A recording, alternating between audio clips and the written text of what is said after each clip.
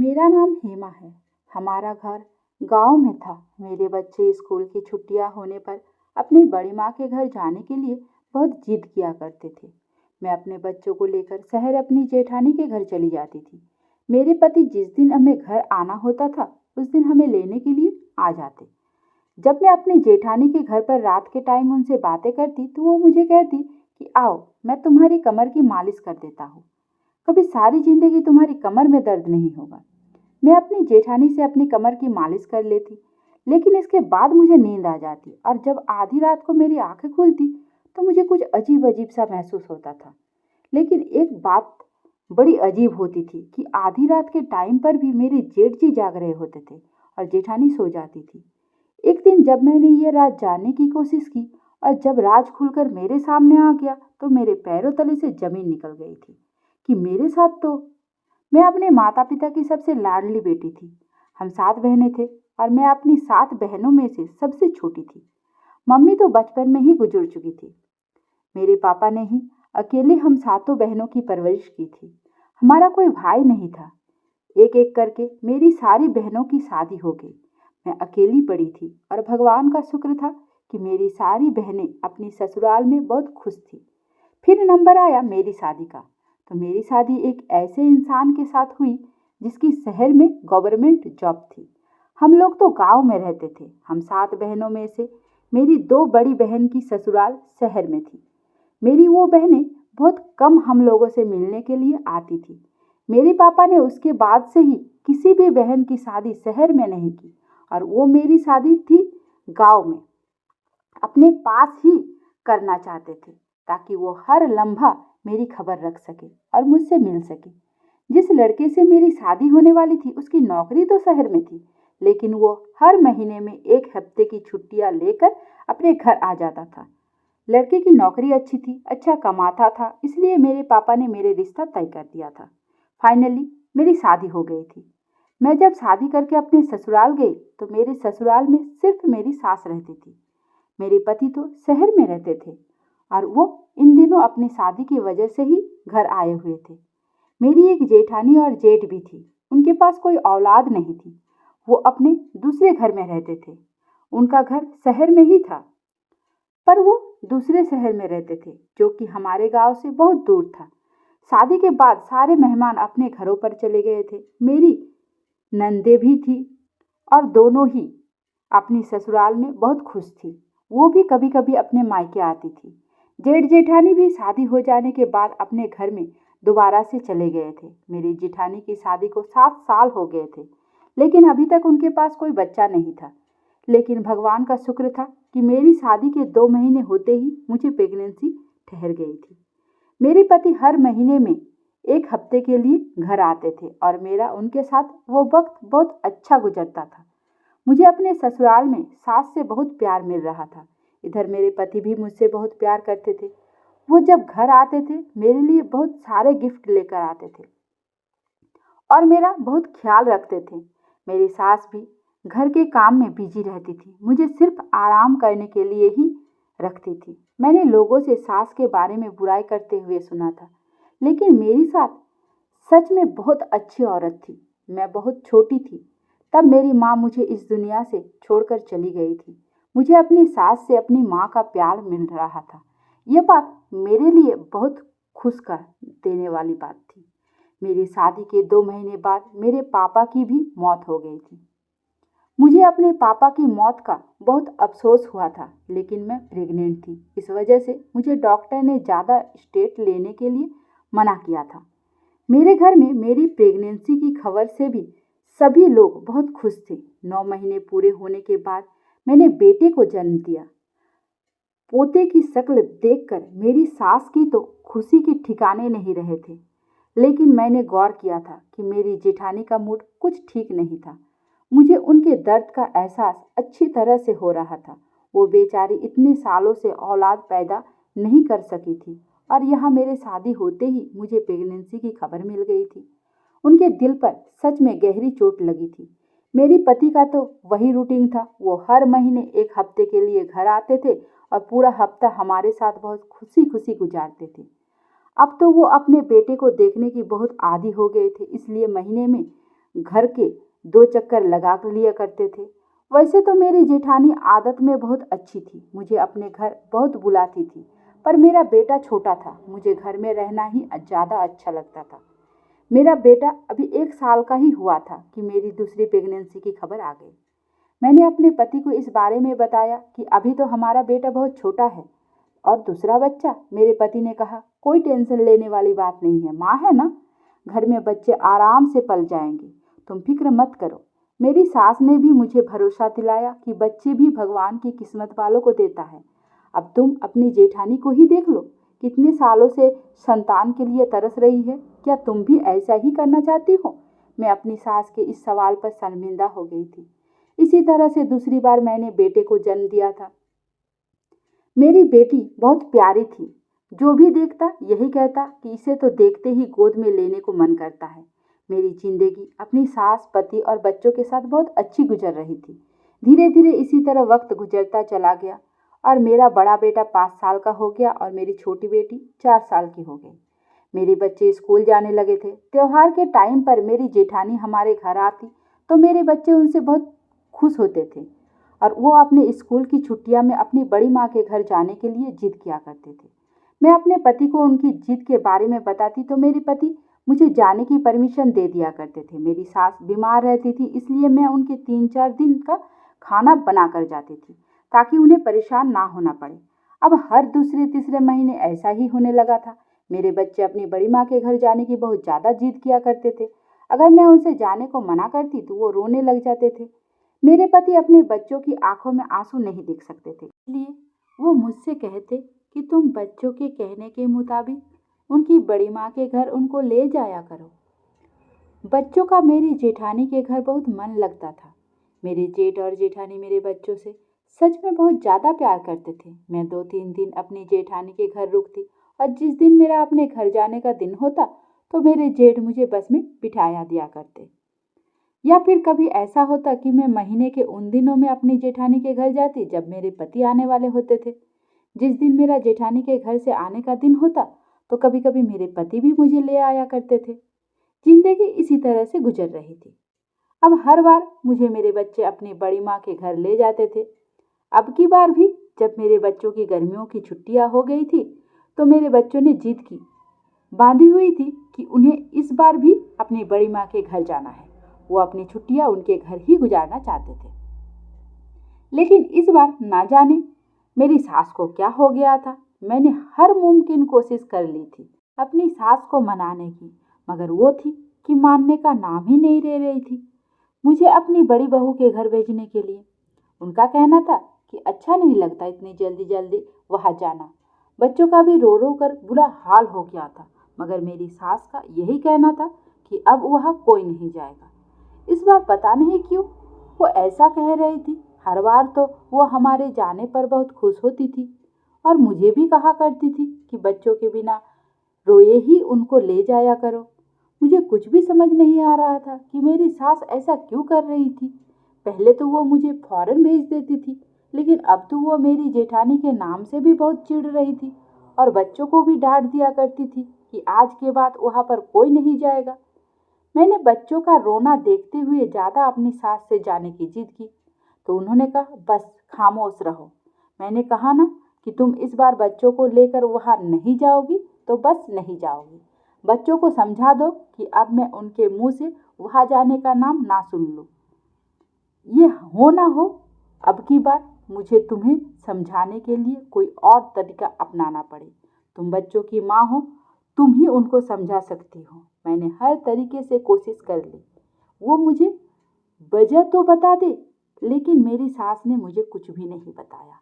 बस उनके मुंह से तो यही बात निकली हुई थी कि तुम बच्चों को लेकर वहां नहीं जाओगी। मैंने अपने पति को जब ये बात बताई तो उन्होंने अपनी माँ से फोन पर बात की। उनकी माँ अपने बेटे से भी फोन पर बहुत लड़ रही थी।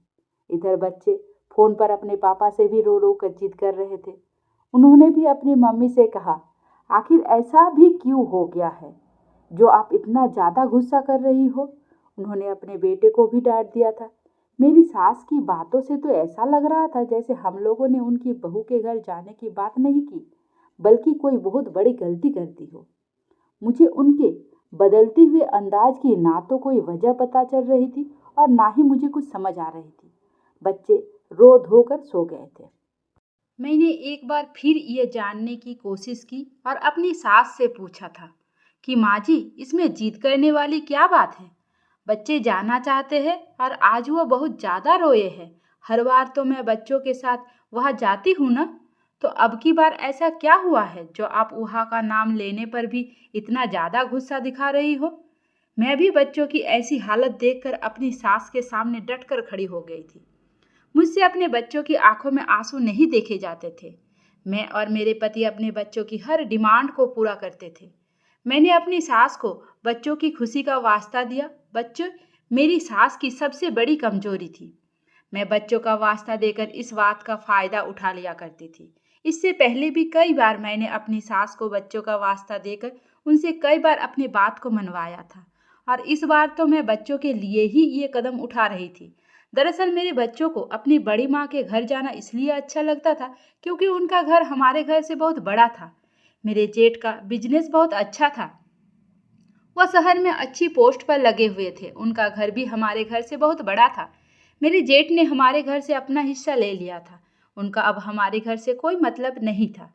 औलाद उनकी कोई नहीं थी। वो दोनों पति पत्नी ही मेरे बच्चों से बहुत ज़्यादा प्यार करते थे। मेरे बच्चों को उनके प्यार की आदत हो गई थी। उनको वहाँ जाकर खुशी मिलती थी, इसलिए वो हर कुछ दिनों बाद वह जाने की जिद लगा लेते थे। वहाँ उनका वक्त अच्छा गुजरता था। मेरी सास ने मुझे कहा, बहू, तुम बात नहीं समझ रही हो। पहले की बात और थी, अब की बात और है। इस बात मेरी सास मुझे गुस्से से नहीं बल्कि प्यार से समझाने की कोशिश कर रही थी। मेरी तो कुछ समझ में नहीं आ रहा था। मैंने अपनी सास से कहा, इस बार मुझे जाने दीजिए क्योंकि बच्चे बहुत जिद कर रहे हैं। आगे से मैं बच्चों को मारपीट कर समझा लिया करूंगी, क्योंकि अभी तक मैंने बच्चों पर हाथ नहीं उठाया है। अब आप जिद पर अड़ गई है और बच्चे भी जिद करते जा रहे हैं। मैं आपके साथ तो कुछ नहीं कर सकती, पर बच्चों के साथ तो हाथ उठा सकती हूँ ना, इसलिए अब की बार मैं ऐसा ही करूंगी। मेरी ये बात सुनकर मेरी सास की आंखों में आंसू आ गए। उन्होंने कहा कि चलो, तुम्हारी मर्जी है, तुम जैसा चाहो ऐसा करना। अगर तुम चाहो तो जा सकती हो, लेकिन प्रार्थना करना कि भगवान कभी तुम्हारे साथ कुछ गलत ना करे, तुम्हारी और तुम्हारे बच्चों की उम्र लंबी करे। ये कहते हुए मेरी सास अपने कमरे में चली गई थी। उन्होंने कह दिया था कि तुम जाना चाहो तो जा सकती हो, अब मैं तुम्हें नहीं रोकूंगी। सुबह के टाइम पर बच्चे भी अपनी दादी को मनाने के लिए उनके कमरे में गए, तो मेरी सास ने उनके सर पर हाथ रखते हुए कहा, ठीक है, तुम लोग चले जाओ। बच्चे उनकी ऐसी बात कहने पर बहुत ज़्यादा खुश हो गए थे। मैं भी खुशी खुशी कमरे में आकर जेठानी के घर जाने की तैयारी करने लगी थी। मैंने अपनी और बच्चों के लिए साड़ी कपड़े पैकिंग कर ली थी। अब की बार मेरे पति के आने में बहुत टाइम था। मैं बस से बच्चों के साथ अपनी जेठानी के घर चली गई थी। मैं जब अपनी जेठानी के घर पहुंची तो मेरी जेठानी बेचैनी से मेरा और बच्चों का दरवाजे पर खड़ी हुई इंतजार कर रही थी। उनको कॉल करके मैंने पहले ही बता दिया था कि हम लोग आपके घर आ रहे हैं, क्योंकि मैं हर बार उनको कॉल करके बता दिया करती थी। मुझे भी अपनी जेठानी की आदत बहुत अच्छी लगती थी। अगर हम लोगों का घर करीब होता तो हम लोग एक दूसरे से जल्दी जल्दी मिल लिया करते। मेरी जेठानी बहुत बेसब्री से मेरा और बच्चों का इंतजार करती थी। जब मैं और बच्चे रिक्शा से उतरकर उनकी तरफ बढ़े तो मेरी जेठानी ने जल्दी से मेरे दोनों बच्चों को गले से लगा लिया। मैंने भी उनके पैर छूकर उनसे आशीर्वाद लिया। उन्होंने मुझे भी गले से लगाया और अंदर ले गए। घर के अंदर मेरे जेठ जी मौजूद थे। मैंने उनका भी आशीर्वाद लिया। हमारे जाते ही वहां पर खुशी का माहौल छा गया था। मेरे बच्चे तो इस कदर खुश हो गए थे कि उनकी खुशी का कोई ठिकाना ही नहीं रहा था। वो तो अपने बड़े पापा से चिपक कर बैठ गए थे। सच कहूँ तो मुझे भी अपनी जेठानी के घर आने की आदत हो गई थी। यहाँ पर लगभग 7 महीने से लगातार आ रही थी। इससे पहले मैं कभी कभी आया करती थी। ये लोग हमारे लिए कितना कुछ करते हैं। मेरी जेठानी मेरी पसंद का खाना बनाती थी और मेरे जेठ बच्चों के लिए बहुत सारे कपड़े और खिलौने लाकर देते थे। इसलिए तो मुझे और बच्चों को यहाँ आना बहुत पसंद था। लेकिन मेरी सास ना जाने क्यों चाहती थी। फिर यही थी, सोचती थी। मेरे इस बात को इग्नोर करते हुए सोच लिया था कि आगे की अब आगे देखेंगे। अब आ गई हूँ तो खूब इंजॉय करती हूँ। मेरी जेठानी ने मुझसे कहा, हेमा, मैं और तुम्हारे भैया तो बच्चों के आने का बहुत बेसब्री से इंतजार कर रहे थे। मेरी जेठानी ने कहा, तुम मुझे मेरी बहनों की तरह प्यारी हो और ये बच्चे तो मुझे अपने बच्चे हैं, मेरे अपने बच्चे ही लगते हैं। मुझे इन बच्चों से बहुत लगाव हो गया है। तुम अच्छा करती हो जो यह इनको लेकर आ जाती हो। हम लोगों का भी दिल लगा जाता है। मैं उनकी इस बात पर हल्का सा मुस्कुरा दी थी। मेरी जेठानी के घर में कामकाज के लिए नौकरानियां लगी हुई थी, इसलिए वो सारा टाइम आराम से मेरे साथ स्पेंड कर लिया करती थी। मेरी जेठानी ने मेरी पसंद का खाना बनाया था। बच्चों तो खेल रहे थे। मुझे बहुत खुशी हो रही थी टेबल पर अपनी पसंद का खाना रखा हुआ देखकर। खाना खाने के बाद मैं बच्चों को लेकर सुलाने के लिए अपने कमरे में चली गई थी। मेरी जेठानी के घर में मेहमानों के लिए एक स्पेशल कमरा बना हुआ था, क्योंकि कभी कभी उनके मायके से भी कोई ना कोई उनके घर आ जाता था। जब मैं जाती थी तो उसी कमरे में ठहरती थी। मैंने बच्चों को सुला दिया था। दोनों बच्चे खेलकर बहुत थक गए थे, इसलिए जल्द ही सो गए थे। मैंने भी सोने के लिए कपड़े चेंज कर लिए थे। थोड़ी देर बाद मेरी जेठानी मेरे कमरे में आ गई। मैं अपनी सास की बात से बहुत ज़्यादा टेंशन में थी और मुझे उनकी फिक्र हो रही थी। मेरी जेठानी जब कमरे में आई, उन्होंने मुझे खामोश देखा तो वो मेरे लिए फिक्रमंद होने लगी थी। उन्होंने मुझसे पूछा, क्या हुआ है, क्यों इतनी खामोश हो? मैंने अपनी जेठानी से कहा, कुछ नहीं हुआ भाभी, बस सफ़र से थक जाती हूँ। मेरी जेठानी कहने लगी, अच्छा तुम आराम कर लो और आराम से सो जाओ। मेरी जेठानी फिक्र से कहने लगी, हाँ सफ़र भी तो बहुत लंबा था, इसलिए तुम थक गई हो। तुम लेट जाओ, मैं तुम्हारी कमर की मालिश कर देता हूँ, तुम्हें अच्छा लगेगा। तुम्हें पता है, मैं बहुत अच्छी मालिश करती हूँ।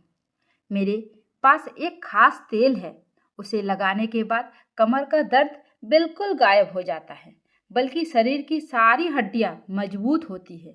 मेरी जेठानी ये बात प्यार और नरमी से कहती हुई उठकर तेल लेने के लिए चली गई थी। उनके जाने के बाद मैं लेट गई थी। मैं लेटे हुए सोच रही थी कि अगर मेरी सास मेरी जेठानी को मुझसे इतनी मोहब्बत करते हुए देख लेती तो उनका सारा गुस्सा उतर जाता। अभी मैं यही सब कुछ सोच रही थी कि इतनी ही देर में मेरी जेठानी तेल लेकर आ गई थी और अपने हाथ नौकरानी को भी लेकर आई थी। नौकरानी के हाथ में दूध का गिलास था। मेरी जेठानी ने कहा, पहले तुम दूध पी लो, उसके बाद आराम से उल्टी होकर लेट जाना और अपनी कमर खोल देना। मैं तुम्हारी कमर की अच्छी तरह से मालिश कर दूंगी। पहले तो मैंने दूध पिया, उसके बाद मैं लेट गई थी। मेरी जेठानी ने मालिश करना शुरू कर दिया था। उनके हाथों में सच में जादू था। मुझे बहुत सुकून मिल रहा था। मेरे बच्चे करीब ही लेटे हुए सो गए थे। मेरी जेठानी मालिश करते हुए मुझसे सवाल करने लगी, तुम्हें यहाँ आने से माँ जी तो नहीं रोकती ना? मैं थोड़ी देर के लिए उनके इस सवाल पर खामोश हो गई थी और कंफ्यूज हो गई थी कि इस बार माँ जी का मुझे रोकना और आज पहली बार मेरी जेठानी का मुझसे ये सवाल करना, क्या इन बातों में कोई कनेक्शन है? इस बारे में तो मुझे कुछ नहीं पता था। मैंने अपनी जेठानी से कहा, नहीं तो भला वो मुझे यहाँ आने से क्यों रोकेगी?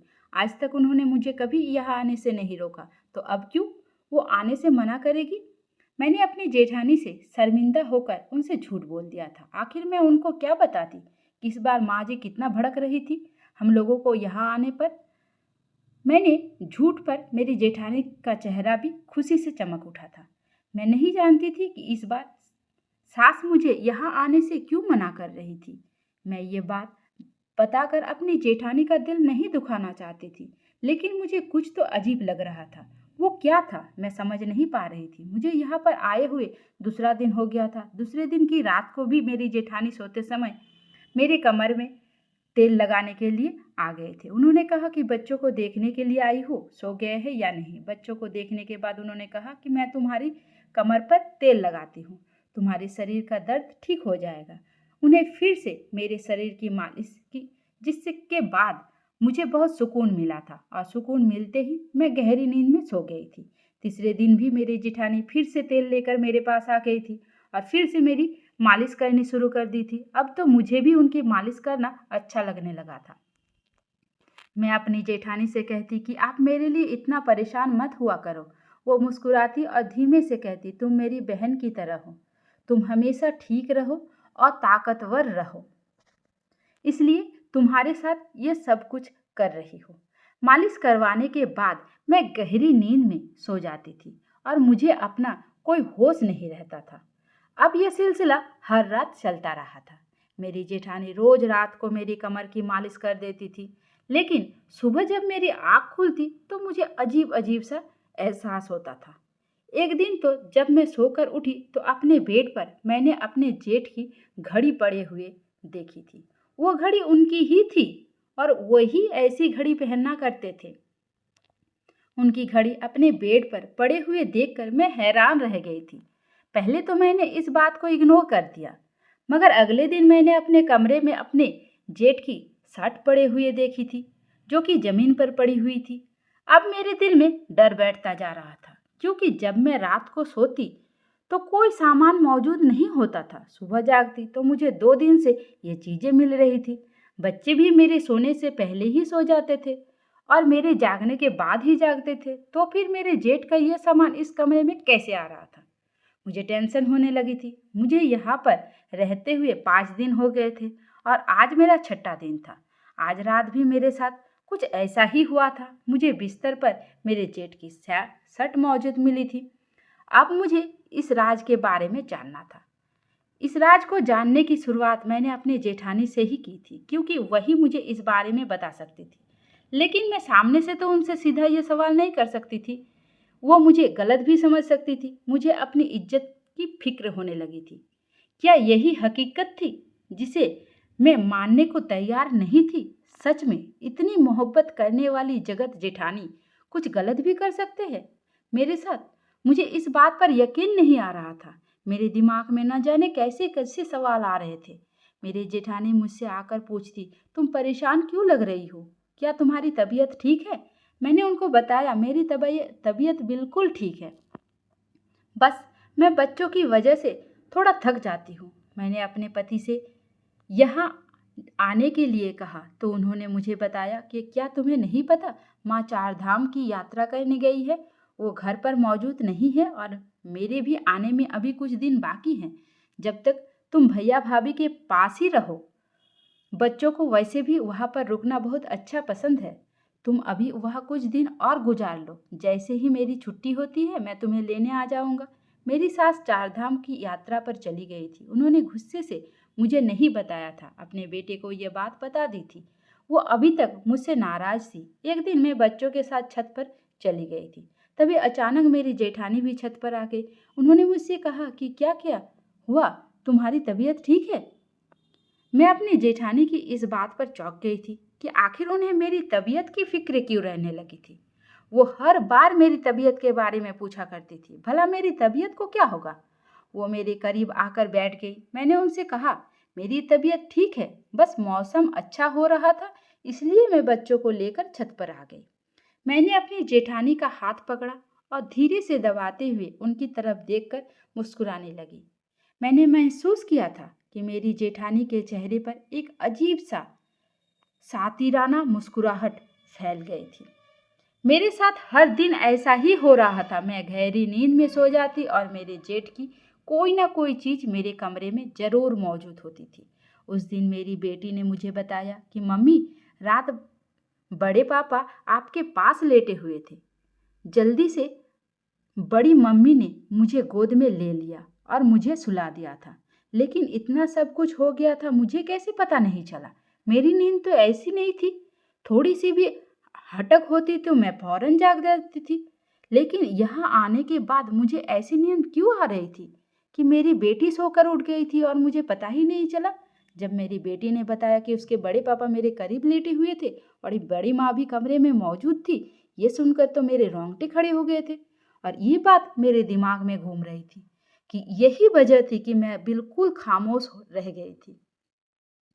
थोड़ी देर बाद मेरी जेठानी नीचे चली गई थी तो मेरी सोच का रुख इसी तरफ मुड़ गया था। हर रात मेरी जेठानी का मेरी कमर पर तेल लगाना, ना चाहते हुए भी वो जबरदस्ती मेरी कमर पर मालिश कर दिया करती थी। इसके बाद मेरे गहरी नींद में चली जाते और रोज अपने जेठ की कोई ना कोई चीज कमरे में मौजूद होना। इधर मेरी बेटी ने मुझे जो कुछ बताया था, ये सब कुछ भी कोई छोटी बात नहीं थी और फिर जब मैं सुबह सोकर उठती तो मुझे ऐसा महसूस होता जैसे मेरे साथ सच में कुछ न कुछ हो रहा है। सुबह सुबह मैं अपने आप को बहुत थका हुआ महसूस करती थी, जबकि मेरी थकान दूर करने के लिए तो जेठानी मेरी कमर की मालिश किया करती थी। ये सब कुछ देखकर तो मेरा मन कर रहा था कि मैं अभी बच्चों को लेकर यहाँ से चली जाऊँ। मेरी पति का भी रोज मेरे पास कॉल आती थी, लेकिन मैं इस तरह के हार मानकर यहाँ से नहीं जा सकती थी। मैं हकीकत के बारे में जानना चाहती थी, इसलिए जाने का इरादा तो मैंने कैंसिल कर दिया था, बल्कि अभी मैं यहाँ और 2-3 दिन रुकना चाहती थी। मैं सोचने लगी थी कि मैं अब क्या करूं और किस तरह इस हकीकत के बारे में पता कर सकूं कि रात को मेरे जेठ मेरे कमरे में आकर मेरे साथ क्या करते हैं। अगर मैं अपने जेठानी से कुछ कहती तो बदनाम मेरी भी होती, इसलिए डर की वजह से मैंने किसी से कुछ नहीं कहा था। मेरी सोचें भटक भटक कर रात वाले हादसे पर जा रही थी। मैं तभी अपनी जगह से उठी और बच्चों को लेकर छत से नीचे आ गई थी। जब मैं छत से उतरकर कमरे की तरफ जा रही थी तो सामने से मेरे जेठ मुझे आते हुए नजर आए थे। उनकी नज़र जैसे ही मुझ पर पड़ी, मुझे देखते ही उन्होंने अपनी नज़रों को नीचे कर लिया था। वो मेरे पास से गुजरे, मगर उन्होंने मेरी तरफ देखा तक नहीं था। उनकी इस हरकत पर मैं और भी ज़्यादा उलझ गई थी। रात को मेरे कमरे में आने वाला इंसान सारा दिन सामने नहीं आता। आखिर यह सब कुछ क्या चल रहा था? ये मेरे साथ क्या हो रहा था? मुझे कुछ समझ नहीं आ रहा था। मेरे सर में बहुत दर्द होने लगा था। मैं अपने सर को दबाते हुए वहीं पर बैठ गई थी। इतना सोचने के बाद भी मुझे एक भी बात समझ नहीं आ रही थी।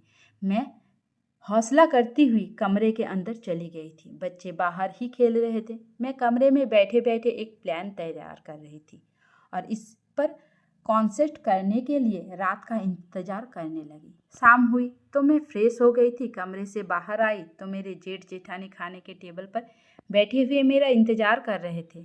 मुझे आता हुआ देखकर मेरी जेठानी ने मुस्कुराते हुए कहा, आओ बैठ जाओ, बच्चों को मैंने खाना खिला चुकी हूँ, तुम आराम से बैठकर खाना खा लो। मैं अपनी जेठानी के करीब वाली कुर्सी पर जाकर बैठ गई।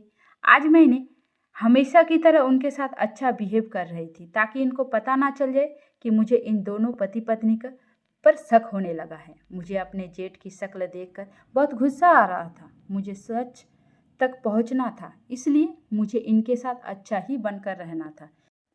मेरा खाना खाने का थोड़ा सा भी मन नहीं कर रहा था, मगर सबको दिखाने के लिए बुरे दिल से खाना खाने लगी थी।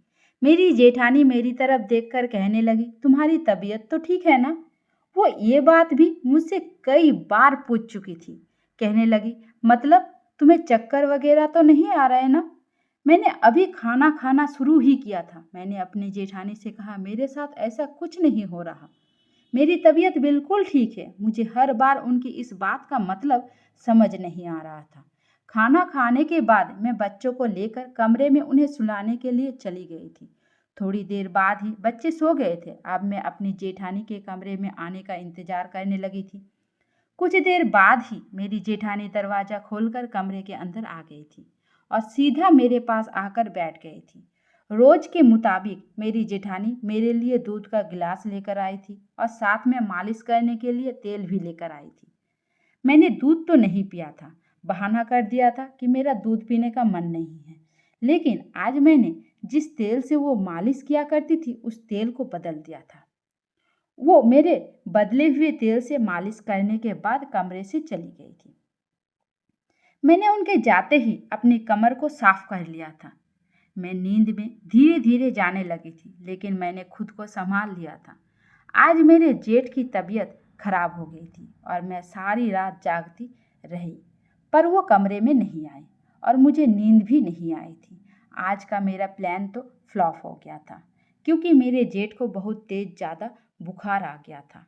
इस बात का मुझे जब पता चला, जब मैं कमरे से देखने के लिए गई कि बाहर का माहौल कैसा है, मुझे अपनी जेठानी के कमरे से आवाज़ आ रही थी कि मेरे जेठ दवाई मांग रहे थे। कह रहे थे, मुझे बहुत तेज ज़्यादा बुखार है। मेरी जेठानी बाहर निकाल कर फर्स्ट एड बॉक्स से दवाई निकालने आई थी। मैं उन्हें देखते ही फौरन छुप गई। मेरा प्लान भले ही फ्लॉप हो गया था, लेकिन ये बात मैं अच्छी तरह से समझ गई थी कि उस तेल में ही कुछ गड़बड़ थी। आज तेल बदलने से मुझे नींद नहीं आ रही थी। कल भी मैं ऐसा ही करूंगी। और ऐसा ही हुआ।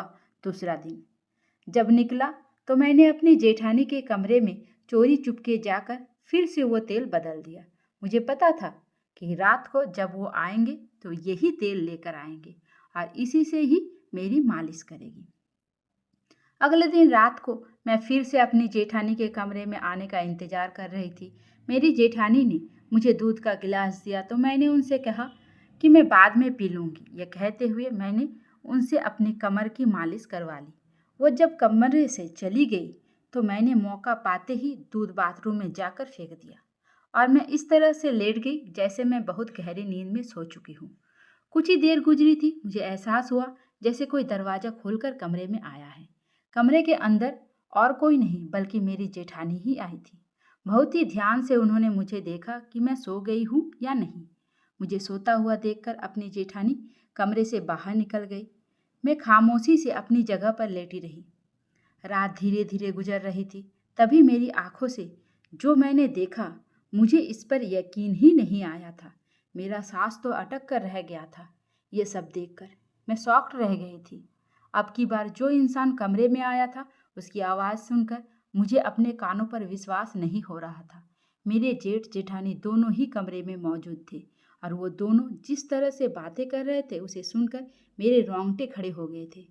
मैं जो सुन चुकी थी वो सच था। ऐसा कैसे हो सकता था? क्या लोग इतने चेहरे भी होते हैं? मैं हैरान रह गई थी। मुझे आज समझ में आ गया था कि मेरी सास जो मुझे यहाँ आने से बार बार रोक रही थी, उनका यह मकसद था, मुझे रोकना का। मेरे दिमाग में मेरी सास की सारी बातें घूम रही थी। मुझे उनके चेहरे की फिक्र और परेशानी अब समझ आई थी। मुझसे उन लोगों की बातें बर्दाश्त नहीं हुई और मैं फौरन गुस्से से उठ खड़ी हो गई क्योंकि मैं बहुत मुश्किल वक्त से गुजर रही थी। उधर मेरी सास मेरी प्रार्थना करने के लिए 4 धाम की यात्रा करने गई हुई थी। मेरी जेठानी अपने पति को कमरे में लेकर आई थी। उन्होंने अपने पति से कहा, देखो तुम रोज यहाँ इसके साथ रात गुजारते हो, इसके बावजूद भी अब तक ये प्रेग्नेंट क्यों नहीं हुई? जबकि ये अपने पति से तो 2 महीने बाद ही प्रेग्नेंट हो गई थी और इसने 2 बच्चों को भी पैदा किया है। अब ये 1-2 दिन के बाद हमारे घर से चली जाएगी। मैं चाहती थी कि ये जल्द ही प्रेग्नेंट हो जाए। अगर इसके प्रेग्नेंट होने की खबर मुझे जल्द ही मिल गई तो मैं इसे अपने घर से नहीं जाने दूंगी और इसका बहुत ख्याल रखूंगी, यहाँ तक कि इसकी डिलीवरी भी यही करवाऊंगी। उसके बाद इस पर कोई इल्ज़ाम लगा देंगे और आप भी कह देना कि यह बच्चा मेरा है। हम इसके पति को यकीन दिला देंगे कि तुम दोनों का अफेयर चल रहा है और बच्चा लेने के बाद आप इसको घर से निकाल देना। फिर यह जहाँ चाहे वहाँ जाए, हम इसकी कोई परवाह नहीं। हमारे पास तो हमारा बच्चा आ जाएगा। वैसे भी हमने ये सब कुछ बच्चे के लिए ही तो किया है। अब मुझसे सब्र नहीं हो रहा है। जल्द ही तुम अपना काम पूरा करो ताकि हम अपने प्लान में कामयाब हो सकें। मेरे जेठ कहने लगे, मैं तो रोज इसके साथ रात गुजारता हूँ, पता नहीं कैसे ही अभी तक ये प्रेग्नेंट नहीं हुई, जबकि डॉक्टर ने चेकअप करने पर तुम्हारे अंदर कमी बताई है। मेरे अंदर नहीं, मैं तो बिल्कुल ठीक हूँ। तो फिर ये अभी तक मेरे बच्चे की माँ क्यों नहीं बन रही है?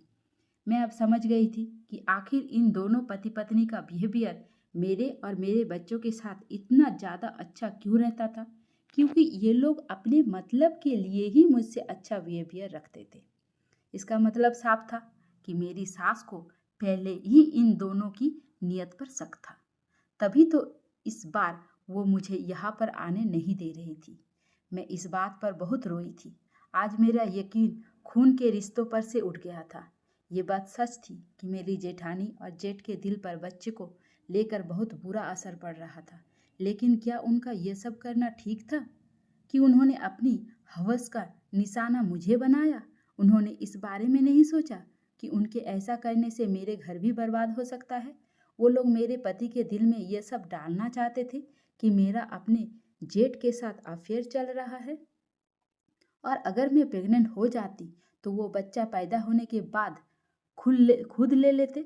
और बाद में अगर मैं इस बात पर किसी को यकीन दिलाने की कोशिश भी करती कि मेरे जेठ मेरे साथ अफेयर नहीं चल रहा था, वो उनके पास पक्का सबूत होता, वो लोग डीएनए टेस्ट की रिपोर्ट भी तो करवा सकते थे, क्योंकि वो बच्चा तो सच में मेरे जेठ का ही होता। ये सारी बातें जानने के बाद मेरे पति मुझे छोड़ देते और मैं बेसहारा हो जाती। भगवान का शुक्र था कि मैं अपने जेठ से प्रेग्नेंट नहीं हुई थी, वरना तो मेरी जिंदगी में बहुत सारी मुसीबतें मेरा इंतजार कर रही होती। मुझे खुद से नफरत होने लगी थी और अपने जेठ जेठानी की मोहब्बत ने मेरी आंखों पर पट्टी बांध दी थी। मैं बेवकूफ़ थी कि अपनी सास के इतना समझाने के बावजूद भी जिद करके इनके घर आ गई थी।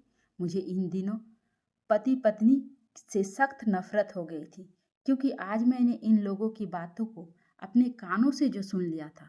मैं झट से खड़ी हो गई और अपने जेठ का गिरेबान पकड़ लिया और मैंने कहा, बताओ तुमने मेरे साथ ऐसा क्यों किया? मैं आपको अपने भैया की तरह समझती थी और भाभी, आपको तो मैंने हमेशा अपनी बहन से कम नहीं समझा। मुझे नहीं पता था कि आप लोग अपना मतलब पूरा करने के लिए इतना ज़्यादा गिर सकते हो। उन दोनों को उम्मीद नहीं थी कि मेरे सामने उनका सच खुलकर भी आ सकता है। वो दोनों बड़ी हैरानी से मेरी तरफ देख रहे थे, क्योंकि उन्हें तो यही लग रहा था कि मैं सो रही हूँ। इस सोच सरावे से मेरे बच्चे भी जाग गए थे। रात के 3:30 बज रहे थे। मैंने अपनी बेटी को गोद में लिया और बेटे का हाथ पकड़कर उसी टाइम घर से जाने लगी। मेरे जेठ जेठानी मुझे रोकने की बहुत कोशिश कर रहे थे, क्योंकि अब उन्हें पता था कि उनकी हकीकत अब सबके सामने आने वाली है। वो दोनों मुझसे माफ़ी मांग रहे थे और कह रहे थे कि इस बारे में किसी को मत बताना, लेकिन मैं खामोश नहीं रह सकती थी। मैं रात के 3:30 बजे ही अपने बच्चों के साथ उनके घर से निकल गई।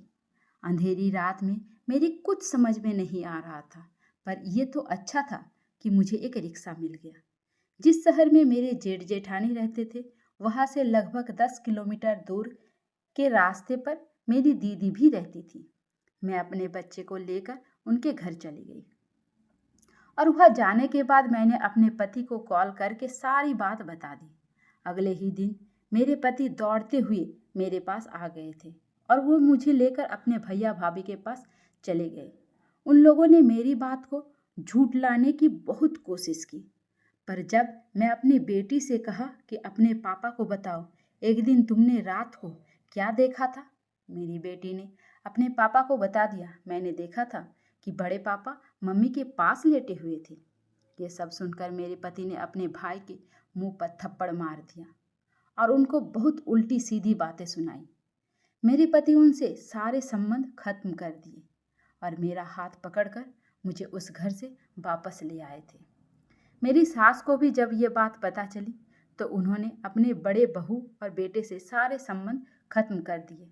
उन्होंने कहा, आज के बाद तुम्हें हमारे घर कदम रखने की कोई ज़रूरत नहीं है। मैंने अपने बच्चों को भी समझा दिया था कि वो दोनों बहुत गंदे हैं, अब हम उनके घर नहीं जाएंगे। मेरे पति इस बात पर बहुत शर्मिंदा हो रहे थे कि उनके भैया भाभी ने सिर्फ संतान हासिल करने के लिए मेरा फ़ायदा उठाया था और आगे वो जो करने वाले थे उसकी वजह से मेरे और मेरे पति की ज़िंदगी बर्बाद हो जाती। हम लोगों को आज तक इस हादसे पर बहुत अफसोस है। हम दोनों पति पत्नी उन लोगों से सारे संबंध खत्म कर चुके हैं। वो लोग हमसे बहुत माफ़ी मांगते हैं। सुना है कि मेरे जेठ की बहुत ज़्यादा तबीयत खराब हो रही है, उन्हें कोई बड़ी बीमारी लग गई है, लेकिन मेरे पति ने कसम खाई हुई है कि वो मर जाएंगे लेकिन कभी अपने भाई भाभी के से रिश्ता नहीं जोड़ेंगे। मुझे अच्छा लगा था कि मेरे पति ने मेरा साथ दिया था और उन्होंने जल्दी ही मेरी बात पर यकीन कर लिया था, वरना तो मैं लोगों को देखती हूँ कि वो गलतफहमी का शिकार होकर अपना घर बर्बाद कर लेते हैं। मेरे पति मुझ पर बहुत भरोसा करते हैं। मैं अपने परिवार के साथ बहुत खुश हूँ। दोस्तों, उम्मीद करती हूँ आपको हमारी कहानी पसंद आई होगी। कहानी पसंद आई है तो वीडियो को लाइक करें, चैनल पर नए हैं तो चैनल को सब्सक्राइब करें और हाँ, नोटिफिकेशन बेल को जरूर दबाएं ताकि अगली अपडेट सबसे पहले आपको मिले। धन्यवाद। राधे राधे।